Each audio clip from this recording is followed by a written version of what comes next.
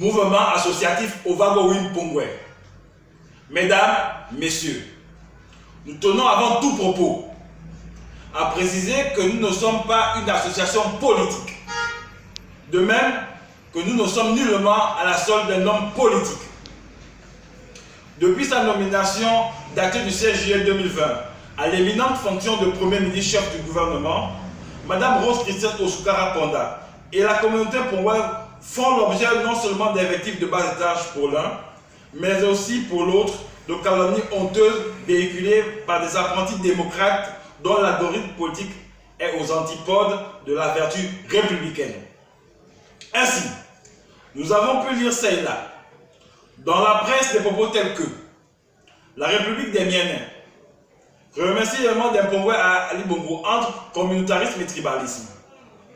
Alice au pays des merveilles et sur les réseaux sociaux des invectives en tout genre.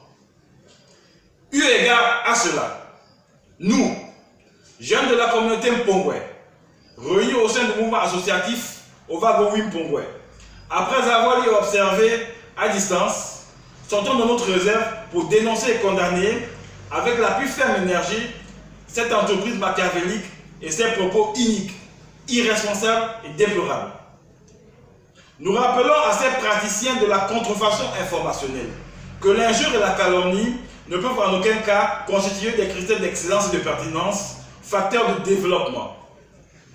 Pourquoi vouloir attaquer Mme Osuka sur l'autel de son appartenance à sa communauté par des moyens déguisés?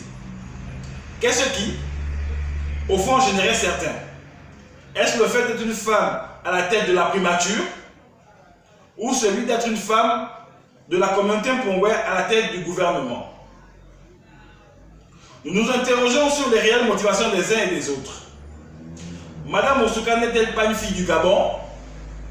N'a-t-elle pas le droit, au même titre que n'importe quel Gabonais, à occuper ce poste? Qu'est-ce qui serait le plus important?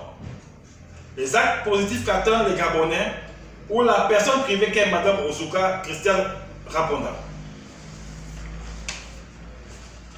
Nous rappelons ici à toutes fins utiles que les états de service de cette dame dont la palette des compétences va de la réussite intellectuelle au leadership de l'excellence. Son pédigré professionnel, loin de faire l'apologie de Mme Osuka, a toujours oscillé entre dynamisme et performance managériale. Une fois de plus, nous marquons notre profonde indignation devant des propos aux élans tribalistes qui sont pour nous des mauvaises herbes qui repoussent la cohésion sociale, ayant pour relais les réseaux sociaux qui pourraient, si on n'y prend pas garde sérieusement, compromettre la sécurité et le vivre ensemble. En outre, nous constatons pour le regretter que la stigmatisation socio-ethnique prend des proportions inquiétantes dans notre pays et cela constitue, de notre point de vue, une dérive très visible et très grave dans le débat politique et celui des médias. Aussi, le Pongwe est avenant, pacifique, hospitalier et vit depuis lors en parfaite intelligence avec les autres communautés sœurs. Alors, que gagnerez-vous à vilipender les Pongwe au point de les traiter de tribalistes?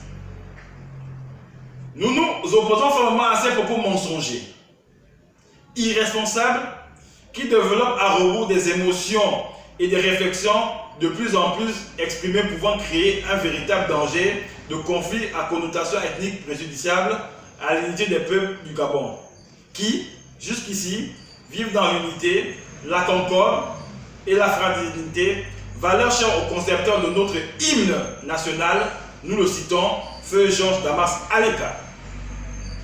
Il est légitime d'avoir ces idées et ces conceptions, toutefois, les usages de l'élégance démocratique recommandent de pratiquer l'art de la critique constructive plutôt que la mécanique de l'invective et de la calomnie. La politique est un écosystème qui doit susciter l'envolée de la réflexion, de l'intelligence, et non les insuffisances de la pensée et de la pénurie d'idées constructives, facteurs de danger pour l'équilibre de notre chère nation.